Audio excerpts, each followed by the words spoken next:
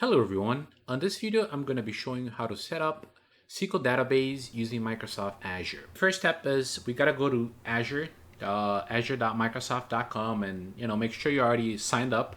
I'm just going to go and sign in. I'm going to go to the portal. Just go ahead and click the plus sign here, which just says create resource.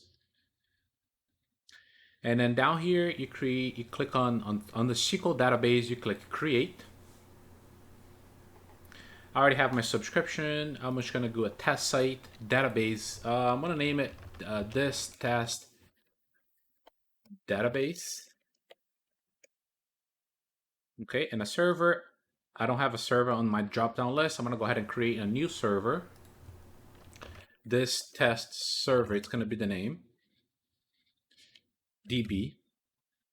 For this, I'm gonna choose a SQL authentication. So this test user DB. This test user DB. I'm gonna put this on a notepad just so I have it. I'm gonna put a password.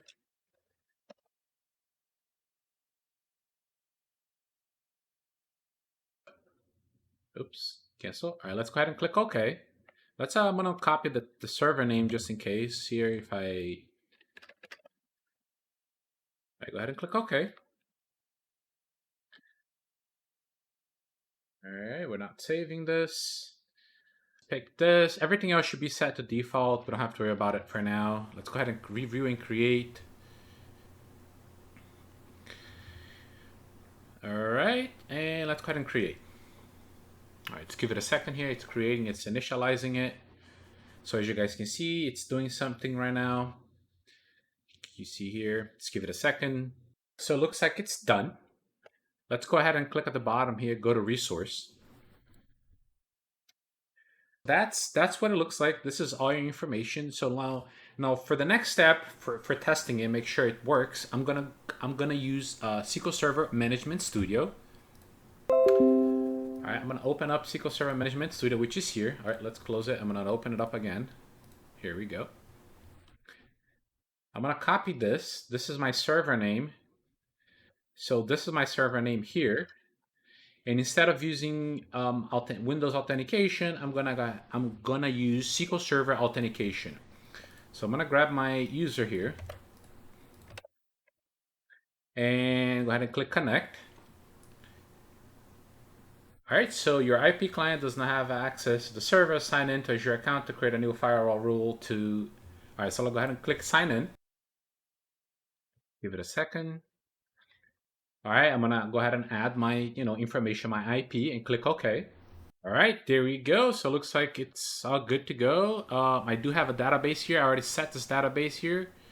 Let's go ahead and create a table on this database.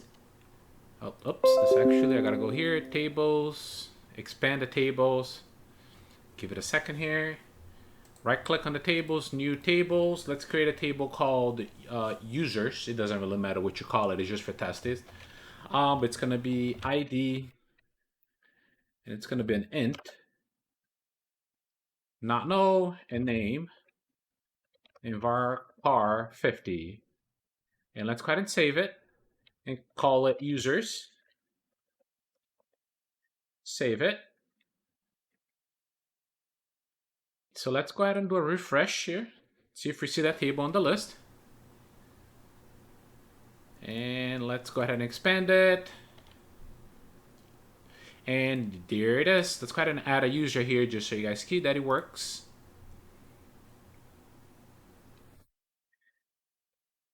I didn't put it at a auto increment key, so I'm just gonna do a 10 and do test user. All right, let's do a select. That's it. So it's pretty simple. All you gotta do is make sure you log into Azure, create a database there. You can set up all permissions, settings, whatever you want in there.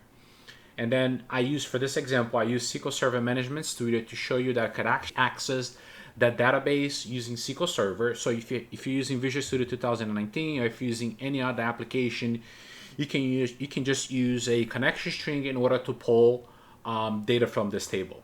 So if you guys have any questions, concerns, or comments, just drop a comment below. Thank you very much, guys.